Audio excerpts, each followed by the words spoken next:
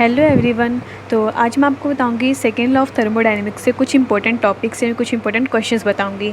तो वैसे तो ये चैप्टर पूरा ही इंपॉर्टेंट है, आई थिंक पूरी फिजिकल केमिस्ट्री सारे ही इंपॉर्टेंट है। और जो ये सेकेंड लॉ ऑफ थर्मोडायनेमिक्स है इसमें ज़्यादा कुछ टॉपिक्स नहीं हैं, लेकिन जो मैं आपको बताऊँगी वो ज़्यादा वेटेज रखते हैं, पेपर में आने के ज़्यादा चांसेस रखते हैं वो। बाकी पूरा चैप्टर ही इंपॉर्टेंट है और उसमें से हर टॉपिक में से कोई ना कोई क्वेश्चन आ ही जाता है, या तो 1 मार्क्स में आ जाता है फिर 2 मार्क्स में आ जाता है। इसलिए चैप्टर तो सारा ही इंपॉर्टेंट है, करके सारा जाना पड़ेगा अगर पेपर हुए तो। लेकिन आपको कुछ मैं इंपॉर्टेंट टॉपिक्स बता देती हूँ जो कि ज़्यादा वेटेज रखते हैं पेपर में आने के, ठीक है। सो पहला सबसे इम्पोर्टेंट टॉपिक आता है आपका लिमिटेशंस ऑफ फर्स्ट लॉ। जो फर्स्ट लॉ थी उसकी क्या क्या लिमिटेशंस थी वो हमने पढ़ी है। हमने जब सेकंड लॉ पढ़ा था तब मैंने इसमें सब कुछ बताया था कि इसमें फ़र्स्ट लॉ की लिमिटेशंस क्या क्या थी, फर्स्ट लॉ की लिमिटेशंस को सेकंड लॉ ने कैसे ठीक किया, या फिर कह सकते हैं कि सेकंड लॉ ने कौन कौन सी स्टेटमेंट्स थी। इन सब का आंसर सेम सा ही आएगा। क्वेश्चन लिख देती हूँ। जैसे कि पहला क्वेश्चन है statements of second law of thermodynamics, मतलब सेकेंड लॉ ने कौन कौन सी स्टेटमेंट्स दी थी। याद करो 3 स्टेटमेंट दी थी सेकेंड लॉ ने, एक तो Kelvin statement, second Kelvin Planck statement and third Clausius statement, ठीक है। तो ये जो तीनों आंसर है तीनों क्या है सेकेंड लॉ ने दी थी, ये 3 स्टेटमेंट्स दी थी। लेकिन उसने 3 स्टेटमेंट्स कब दी थी, उसने फर्स्ट लॉ की लिमिटेशन दूर करने के लिए दी थी ना स्टेटमेंट्स। जो फर्स्ट लॉ आया था उसकी लिमिटेशंस देखी थी, उसकी लिमिटेशंस को ख़त्म करने के लिए या फिर ओवरकम करने के लिए उसने 3 स्टेटमेंट्स दी थी। तो इसका सेकंड क्वेश्चन भी बन सकता है, मतलब या तो ये क्वेश्चन आ सकता है ऐसा लिखा हुआ आ सकता है, या फिर इसकी जगह एक और तरीके से लिखा जा सकता है limitations of first law. Second question ये आ सकता है कि how limitations of first law overcome by second law, first law की लिमिटेशंस को सेकेंड लॉ ने कैसे ओवरकम किया। जो दोनों क्वेश्चन हैं दोनों का मतलब सेम है, मतलब सेम का मतलब दोनों का आंसर सेम आने वाला है। क्या आंसर आएगा इनका आंसर आएगा Kelvin statement, Kelvin Planck statement and Clausius statement के बारे में आपको तीनों के बारे में अच्छी तरह से लिखना है। इतना भी डीप नहीं है इनके बारे में, आपने देख लोगा, आप वीडियो ज़रूर देखना, मैंने उसमें समझाया हुआ है। तो बस ये दोनों का मतलब सेम है, लेकिन आंसर दोनों क्वेश्चन अलग अलग देखने को लग रहे हैं, लेकिन आंसर इनका सेम आएगा और ये सबसे इंपॉर्टेंट क्वेश्चन है। सो हमारा सेकंड क्वेश्चन आता है इट्स अ कार्नोट साइकिल। ये तो बहुत इंपॉर्टेंट है और बहुत इजी भी है, ये आपने ना फिजिक्स में पढ़ा होगा है ना 11th-12th में। कार्नोट साइकिल में आप क्या करोगे, इसके अंदर क्वेश्चन आएगा तो डायरेक्ट आएगा derive Carnot cycle, explain Carnot cycle. तो इसके अंदर सबसे पहले आपको वही इसका एक ग्राफ आता है ना, आप सबको पता है वो आपको ग्राफ इसका बनाना होगा, कुछ इस तरह से दिखता है।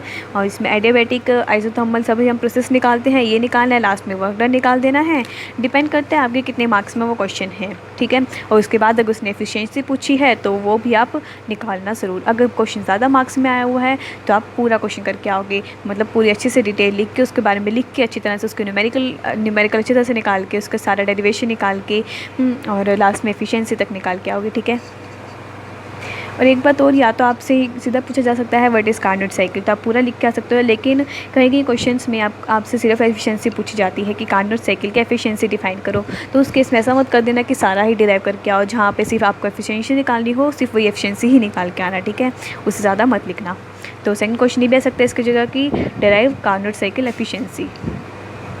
तो एक अगला टॉपिक आता है, वैसे जब वो टॉपिक करते हैं तो वो इतना हमें इम्पोर्टेंट नहीं लगता, लेकिन वो पेपर पॉइंट ऑफ व्यू से काफ़ी इम्पोर्टेंस रखता है। क्वेश्चन का नाम है एंट्रोपी चेंज ऑन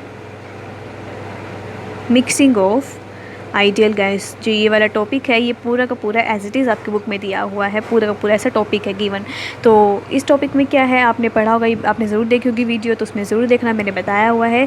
यहाँ पे हम क्या करते हैं, काफ़ी सारी आइडियल गैसेस होती हैं। पहले तो हम नॉर्मल सिंगल गैसेस का निकालते हैं, सिंगल आइडियल गैसेस का, लेकिन अगर हम उन सारी गैसेस का मिक्सचर लें तब एंट्रोपी चेंज क्या आएगा। इसलिए क्वेश्चन ज़्यादा इंपॉर्टेंस रखता है, क्योंकि हम नॉर्मल सिंगल आइडियल गैस का निकाल सकते हैं, लेकिन उसकी मिक्सिंग तो थोड़ी इंपॉर्टेंस ही रखेगी। तो इसलिए यहाँ पे क्वेश्चन अलग सा बनता है कि एंट्रोपी चेंज निकालो और मिक्सिंग ऑफ आइडियल गैस। तो इसके अंदर भी आपको पूरा डेरिवेशन करके दिखाना होगा। तो जैसे कि क्वेश्चन आ ही गया है एंट्रोपी पे, तो एंट्रोपी चेंज निकाला, तो सबसे पहले हमें एंट्रोपी के बारे में पता होना चाहिए। तो एंट्रोपी के बारे में छोटा सा टॉपिक आपके क्वेश्चन में आ सकता है कि छोटा सा टॉपिक पूछा जा सकता है 2 या 3 मार्क्स में, व्हाट इज़ एंट्रोपी। तो बस यही, और इसमें ज़्यादा कुछ इंपॉर्टेंट नहीं है। हाँ, एक बात और होती है इसके अंदर कि जब हम एंट्रोपी निकालते हैं तो उस टाइम पे आपने देखा होगा वीडियो में, हम एंट्रोपी निकालते हैं तो उस टाइम हम स्टार्टिंग में एफिशिएंसी यूज़ करते हैं। जो हमने कार्नोट साइकिल में निकाली थी उस एफिशिएंसी का यूज़ करके ही हम एंट्रोपी की वैल्यू निकालते हैं ना। तो इस या तो क्वेश्चन आ सकता है कि व्हाट इज़ एंट्रोपी, या फिर एक इसका थोड़ा घुमा फिरा के क्वेश्चन भी आ सकता है जिसका आंसर आई थिंक बहुत कम लोगों को पता होता है, बहुत कम बच्चों को पता होता है। तो वो सेकंड क्वेश्चन है ये वाला।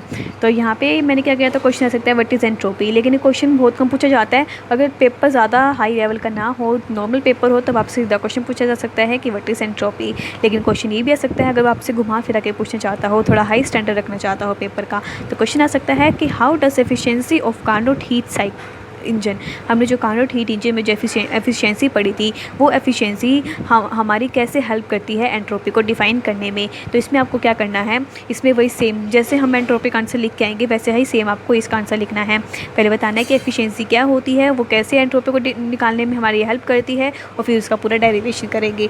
क्वेश्चन बिल्कुल भी अलग नहीं है, दोनों क्वेश्चन सेम है, दोनों का मतलब सेम है, दोनों का आंसर भी सेम ही आएगा। क्वेश्चन देखने में ऐसा लग रहा है पता नहीं क्या पूछ लिया हो, लेकिन क्वेश्चन इस तरह से भी आ सकता है। अगर आपने कोई भी टॉपिक अच्छे से पढ़ा होगा, स्टार्टिंग से कुछ एक एक स्टेप उसका देखा होगा, तो आप कोई सा भी क्वेश्चन कर सकते हो। जैसे कि अगर किसने एंट्रोपी अच्छे तरीके से समझी है तो उसने ज़रूर देखा होगा कि वहाँ पे हम एफिशिएंसी यूज़ करते हैं। तो इस क्वेश्चन में भी तो वही पूछ रहा है। जिसने अच्छी तरह से पढ़ा होगा उसको तो क्वेश्चन अभी भी साथ साथ समझ में आ जाएगा, लेकिन अगर जिसने एंट्रोपी अच्छे से नहीं पढ़ी होगी ना, तो वो इससे क्वेश्चन बिल्कुल भी समझ में नहीं आएगा। ठीक है, तो पहले आप अपना बेस स्ट्रॉन्ग करो। वीडियो से जो भी आपको वीडियो मिलती है, जहाँ भी कुछ भी आपको पढ़ने के लिए मिलता है इस टॉपिक पे, आप ज़रूर पढ़ो और अच्छे से इसको समझो, तब जाके आप इससे अलग अलग तरह के क्वेश्चन ईजिली कर सकते हो। तो एंट्रोपी से ही रिलेटेड एक और क्वेश्चन आता है यहाँ पे कि entropy is a state function. ये हमें यहाँ पे प्रूफ करना होता है, entropy is a state function. और ये क्वेश्चन ज़्यादा तो नहीं, दो ही मार्क्स में आता होगा, ज़्यादा क्वेश्चन में नहीं आ सकता, ज़्यादा मार्क्स में नहीं आ सकता। ये सिंपल बताना है कि एंट्रोपिक स्टेट फंक्शन क्यों होती है, और इसका हम कोई भी एक डेरिवेशन हमारी बुक में है गिवन, उसको हम करके इजीली कर सकते हैं। एक और क्वेश्चन आते हैं यहाँ पे इंपॉर्टेंट, जो कि फर्स्ट क्लास से रिलेटेड है। उससे क्या रिलेटेड है, उसमें क्वेश्चन आ सकता है limitations of first law. Simple question सीधा पूछ सकते हैं आपसे, what is the limitation of first law. जो हमने पहला क्वेश्चन देखा था वो हमने देखा था कि जो फर्स्ट लॉ की लिमिटेशंस थी उसको सेकंड लॉ ने ओवरकम किया, तो उसने कौन कौन से स्टेटमेंट्स थी वो हमने पहले क्वेश्चन में देखा। लेकिन या फिर सीधा क्वेश्चन पूछ सकता है कि फर्स्ट लॉ की लिमिटेशंस थी क्या क्या, तो आप इसमें लिमिटेशंस लिख दो। कुछ आई थिंक 4 या 3 ही लिमिटेशंस हैं, वही आपको लिखनी है इसमें। सो इसके बाद नेक्स्ट आता है क्वेश्चन हमारा केल्विन स्केल ऑफ टेम्परेचर। जो ये मेरा टॉपिक है, मैंने उस वीडियो में आपको अच्छे से पढ़ाया हुआ है, और ये टॉपिक देखने में ऐसा लगता है हमें कि हाँ थोड़ा मुश्किल है, अजीब सा लग रहा है, लेकिन ये क्वेश्चन भी पूरा का पूरा एज इट इज़ पूछा जा सकता है कि केल्विन स्केल ऑफ टेम्परेचर क्या है। तो इसमें आप सब कुछ पहले लिखोगे, थ्योरी वगैरह थोड़ी बहुत थ्योरी लिखनी पड़ेगी आपको, उसके बाद आप इसमें थोड़ा डेरिवेशन करके दिखाओगे। सबसे ईजीएस्ट क्वेश्चन है, अगर आप इसे देखो तो इस क्वेश्चन में कुछ भी नहीं है, सिर्फ आपको समझना है, सिर्फ थ्योरी लिख के आनी है। देखने में क्वेश्चन काफ़ी बड़ा लगता है, हम जिस बुक में देखेंगे तो काफ़ी बड़ा टॉपिक है देखने में, लेकिन ऐसा मत समझना कि बड़ा है तो पेपर में नहीं आएगा। थोड़ा अजीब सा भी है, पता है मेरे को, लेकिन ऐसे ऐसे क्वेश्चन ही पेपर में ज़्यादा इंपॉर्टेंस रखते हैं, क्योंकि इस टॉपिक से हम बिल्कुल अलग रिलेट हो जाते हैं। क्योंकि पहले हम क्या पढ़ते हैं, सेल्सियस स्केल, और उसके बाद ही दिया गया केल्विन स्केल, तो इसलिए टॉपिक ज़्यादा इंपॉर्टेंस रखता है। ठीक है, तो इसके बाद हमारा लास्ट क्वेश्चन आता है, एंट्रोपी से ही रिलेटेड है, entropy change in reversible process. कि रिवर्सिबल प्रोसेस में एंट्रोपी की क्या चेंज आते हैं। तो हमने एंट्रोपी से यहाँ पे 3-4 क्वेश्चंस पढ़े हैं, व्हाट इज़ एंट्रोपी, या फिर एफिशिएंसी कैसे लीड करती है, एंट्रोपी को कैसे डिफाइन करती है, या फिर एंट्रोपी जब हम आइडियल गैसेस को मिक्स करेंगे तो एंट्रोपी चेंज में क्या फ़र्क आएगा, या फिर एंट्रोपिक स्टेट फंक्शन है डिफाइन करो, या फिर रिवर्सिबल प्रोसेस में एंट्रोपी में क्या चेंज आता है, या फिर इरिवर्सिबल भी पूछा जा सकता है। क्वेश्चन बहुत ईजी है, बस आपको अच्छे से लिख के आना है इनके बारे में। ठीक है, वैसे हमें पता है रिवर्सिबल के लिए सबको टिप्स पे याद हो जाना चाहिए कि रिवर्सिबल प्रोसेस में एंट्रोपी चेंज 0 होता है। याद हो जाना चाहिए आप सबको ये कि डेल्टा एस टोटल क्या होता है, 0 होता है। ठीक है, ये तो टिप्स पे याद होने चाहिए ऐसे छोटे छोटे क्वेश्चंस, और ये अगर आपको ये पता है तो आप इसके बारे में इजीली लिख सकते हो। ज़्यादा से नहीं, 2 या 1 मार्क्स में ही क्वेश्चन आ सकता है, लेकिन इंपॉर्टेंस रखता है। और इसके बारे में अब वही अगर आप छोटे छोटे मार्क्स से क्वेश्चन छोड़ दोगे तो आपके नंबर भी काफ़ी डाउन चले जाएंगे। पता है ना बात, कि हमेशा छोटे छोटे मार्क्स पे ही ज़्यादा वो हो जाता है, एक नंबर पे ही नंबर हमारे काफ़ी पीछे चले जाते हैं। तो ये बात याद रखना कि रिवर्सिबल में डेल्टा एस टोटल 0 होता है, और इरिवर्सिबल के लिए थोड़ा एक अलग से डेरिवेशन है। बिल्कुल इसी की तरह है, बस हल्का सा अलग है, ठीक है। उसमें थोड़ा डेरिवेशन निकालना पड़ता है, तो दोनों ही इंपॉर्टेंट है। तो यहाँ पे होते हैं हमारे टोटल क्वेश्चंस ख़त्म। तो एक बार आप वीडियो को पॉज कर लेना और देख लेना सारे क्वेश्चंस, अपने बुक कॉपी में लिख लेना और इस क्वेश्चंस की अच्छी तरह से प्रैक्टिस करना और इनसे अलग भी सारा पढ़ के जाना अगर पेपर हुए तो, ठीक है। वरना अगर पेपर नहीं हुए तभी आपको सारा कुछ याद रखना ही है। नॉलेज तो चाहिए ही, अगले सेमेस्टर में होगे तो इन सब की नॉलेज तो चाहिए ही चाहिए, ठीक है। ओके बाय, नेक्स्ट वीडियो मिलते हैं।